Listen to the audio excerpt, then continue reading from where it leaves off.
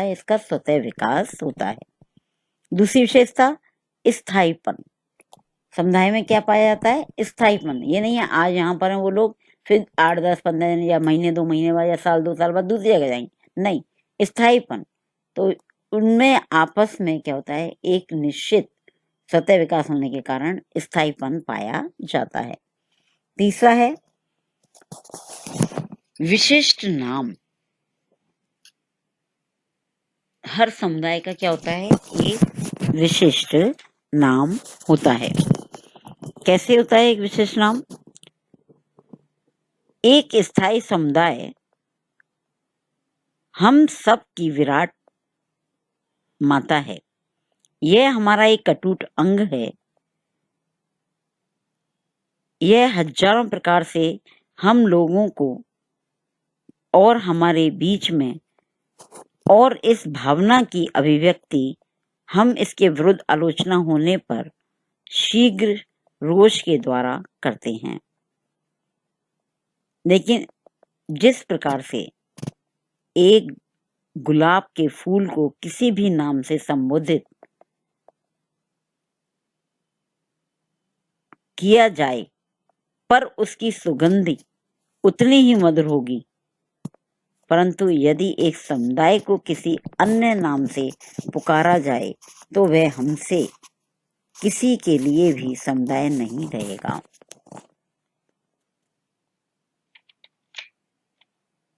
कहने का तात्पर्य यह है कि एक विशिष्ट नाम, हर समुदाय का एक स्पेशल नाम होता है। जैसे ये राम है, ये मोहन है, ये श्याम है, ये विशिष्ट नाम है। उदाहरण देखिए, होता है कि एक गुलाब के फूल को हम किसी नाम से, कमल का फूल है, लेकिन उसकी जो सुगंध है वो तो वही रहेगी, ये कमल की नहीं हो जाएगी। लेकिन हमने किसी समुदाय, विशेष समुदाय का नाम कि ये बम्बई है, इस समुदाय का नाम बम्बई है, और उसको हम कैलकाटा या इलाहाबाद किसी नाम से बुलाने लगे तो उसमें क्या है, वो किसी भी का समुदाय नहीं रहेगा। क्यों? उसमें क्या हो जाएगा? चेंज, परिवर्तन हो गया। उसका नाम हमने बदल दिया, इसलिए उसमें परिवर्तन आ गया। नेक्स्ट है मूर्तता। समाज क्या होता है? अमूर्त है, लेकिन समुदाय क्या है? मूर्त है, क्योंकि इसका एक निश्चित भौगोलिक क्षेत्र है, स्वतः इसका विकास हुआ है, स्थायीपन है। हम जब भी जाएंगे वहां पर वो हमें समुदाय दिखाई देगा, और एक विशिष्ट नाम से हम उस समुदाय को जानते हैं। तो हम उसे देख सकते हैं, छू सकते हैं, उसमें अपने कल्चर को, अपने व्यवहारों को आदान प्रदान कर सकते हैं। नेक्स्ट विशेषता है व्यापक उद्देश्य। समुदाय के क्या होते हैं? व्यापक उद्देश्य होते हैं। बहुत बड़े उद्देश्यों को लेके एक समुदाय का निर्माण होता है। नेक्स्ट, सामान्य जीवन। उस समुदाय में रहने वाले सभी लोगों का जीवन कैसा होता है? सामान्य होता है, एक जैसा होता है, और सब एक दूसरे से क्या होते हैं? प्रभावित होते हैं, उसके अनुसार अपने जीवन का यापन करते हैं। नेक्स्ट है समान नियम व्यवस्था। उस समुदाय में रहने वाले सभी लोगों पर नियम कानून एक सामान्य दृष्टि से लागू होते हैं। ऐसा नहीं है ये अमीर है तो इसके कानून अलग हैं, ये गरीब है इसका अलग है, ये इस जाति का इसलिए अलग है, ये इस जाति का इसलिए, ऐसा नहीं होता। ऐसे समुदाय में सारे जो होते हैं वो एक जैसे होते हैं। आत्मनिर्भरता। समुदाय में क्या होता है? एक दूसरे पे आश्रित तो हम होते हैं, लेकिन समुदाय अपने आप में क्या होता है? आत्मनिर्भर होता है, वो किसी पे डिपेंड नहीं होता। अपनी सभी आवश्यकताओं की पूर्ति वो स्वयं कर लेता है, क्योंकि हम एक दूसरे की आवश्यकताओं की पूर्ति का ध्यान रखते हैं। एंड लास्ट इसकी विशेषता है अनिवार्य सदस्यता। समुदाय की सदस्यता अनिवार्य है। अनिवार्य सदस्यता है मतलब जो इस समुदाय का सदस्य है उसे उसका सदस्यता लेनी ही पड़ेगी। तो इस तरह से कुछ विशेषताएं हमें समुदाय की दिखाई देती हैं।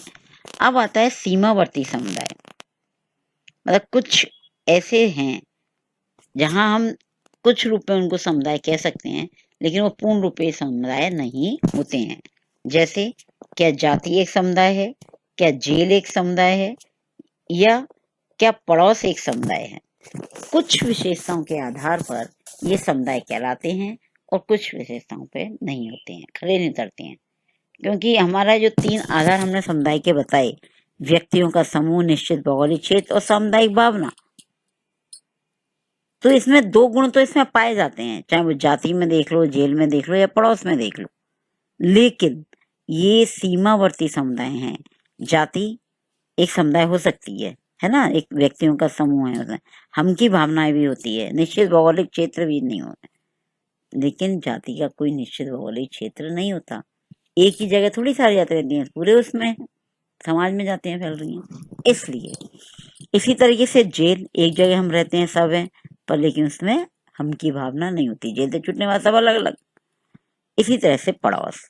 तो मैकआवर एंड पेज ने जिनमें कुछ विशेषताएं तो समुदाय की होती हैं, साथ ही उनमें संस्था, समूह या समिति की भी विशेषताएं पाई जाती हैं।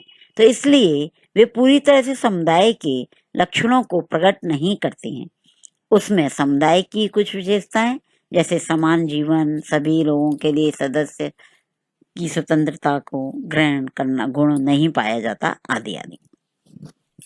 तो इस तरीके से ये समाज के अंदर क्या पाया जाता है? समुदाय पाया जाता है और उसके अंदर ये विशेषताएं पाई जाती हैं। अब आता है समुदाय और समाज में फिर क्या अंतर है? दोनों एक जैसे हैं। अब अंतर क्या है? नंबर 1, समुदाय व्यक्तियों का समूह है, समाज सामाजिक संबंधों का जाल है।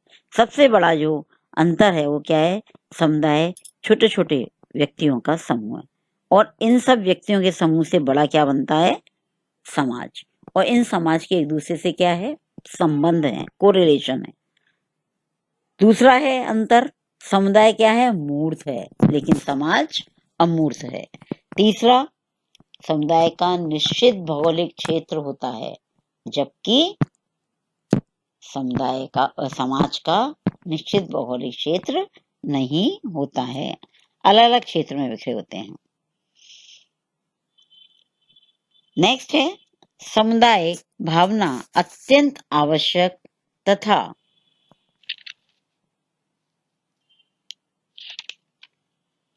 सहयोगी सामाजिक संबंधों पर विशेष जोर देती है, जबकि समाज में सहयोगी और असहयोग दोनों प्रकार के सामाजिक संबंध पाए जाते हैं। नेक्स्ट, समुदाय का क्या होता है? बताया हमने अभी, विशिष्ट नाम होता है, समाज का कोई विशेष नाम नहीं होता।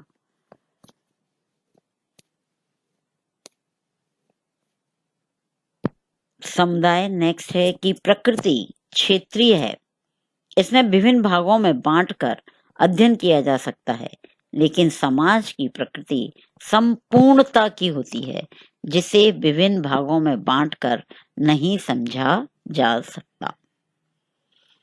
तो अंत में हम यही कह सकते हैं कि समुदाय सबसे छोटा ऐसा क्षेत्रीय समूह होता है जिसमें सामाजिक जीवन के सभी पहलू आ सकते हैं।